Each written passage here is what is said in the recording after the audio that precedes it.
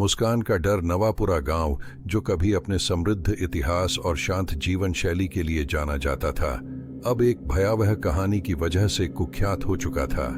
इस छोटे से गांव के बाहर एक प्राचीन मंदिर था जो किसी समय आस्था और भक्ति का केंद्र था, मगर अब यह मंदिर अपनी शापित मूर्ति के लिए जाना जाता था। इस मूर्ति के चेहरे पर एक अजीबोगरीब मुस्कान थी जिसे देखकर किसी के भी रोंगटे खड़े हो जाते थे। गांव में यह मान्यता थी कि जिसने भी इस मूर्ति की मुस्कान को ध्यान से देखा, उसकी जिंदगी हमेशा के लिए बदल गई। कुछ पागल हो गए, कुछ गायब हो गए और कुछ ने अपनी जान गंवा दी। इसीलिए गांव के लोग मंदिर के आसपास भी जाने से डरते थे। कोई भी उस मूर्ति की मुस्कान का सामना करने की हिम्मत नहीं करता था। पहला अध्याय, मंदिर की रहस्यमयी मुस्कान। यह मंदिर सदियों पुराना था और गांव के बुजुर्ग कहते थे कि पहले यहाँ दूर दूर से लोग पूजा करने आते थे। इस मंदिर की मूर्ति को दिव्य मुस्कान कहा जाता था, क्योंकि कहा जाता था कि जो भी इसे देखता उसकी हर मनोकामना पूरी होती। लेकिन एक घटना ने इस मुस्कान को शाप में बदल दिया। कई साल पहले गांव के कुछ युवाओं ने मूर्ति की मुस्कान का मजाक उड़ाया। उन्होंने मंदिर में जाकर मूर्ति का अपमान किया और उसकी पवित्रता का उल्लंघन किया। इसके बाद वे सभी युवक एक एक करके रहस्यमय तरीके से गायब हो गए। कुछ ने कहा कि वे मूर्ति के शाप का शिकार हो गए, जबकि कुछ ने इसे महज एक संयोग मान लिया। लेकिन गांव वालों के लिए यह मंदिर अब एक डरावनी जगह बन गया था।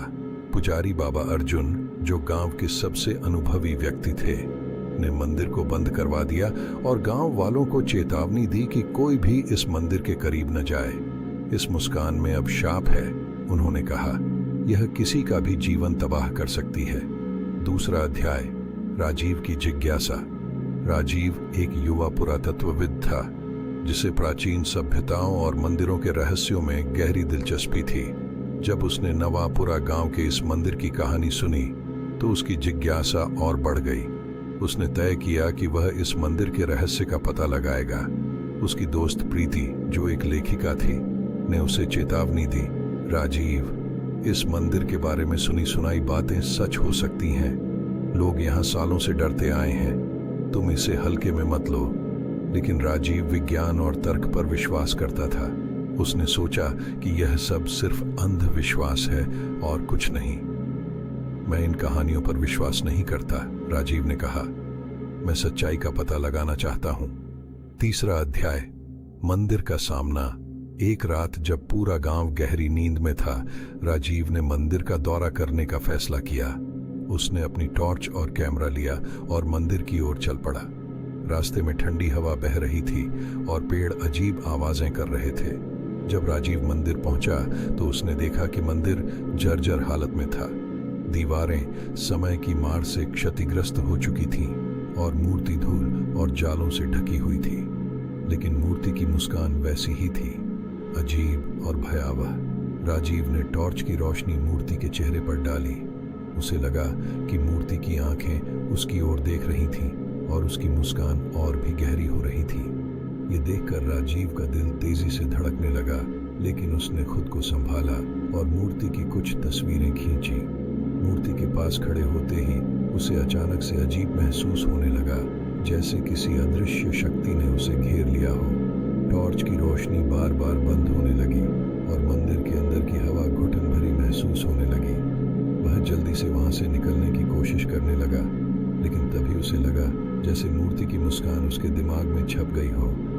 चौथा अध्याय, डरावने सपने। मंदिर से लौटने के बाद राजीव की जिंदगी अजीब घटनाओं से भर गई। सबसे पहले उसे भयानक सपने आने लगे। वह हर रात मूर्ति की मुस्कान को अपने सपनों में देखता और हर बार वह मुस्कान और भयानक हो जाती। धीरे धीरे राजीव की मानसिक स्थिति बिगड़ने लगी।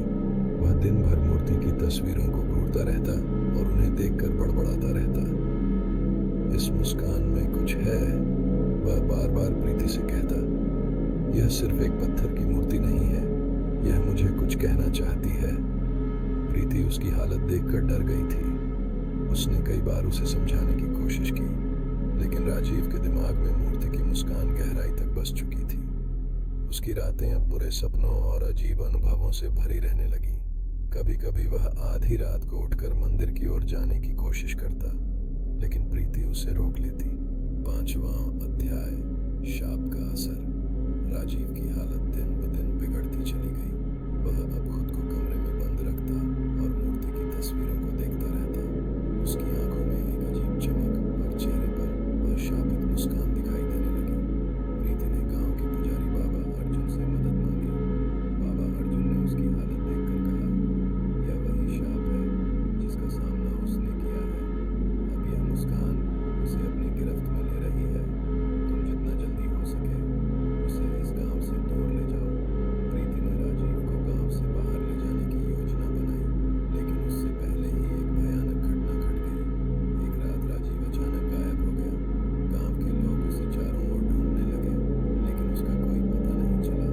6वां अध्याय, अंतहीन डर। राजीव के गायब होने के बाद प्रीति गांव छोड़कर शहर लौट आई, लेकिन राजीव की वह मुस्कान जो उसने मंदिर में देखी थी अब भी उसका पीछा कर रही थी।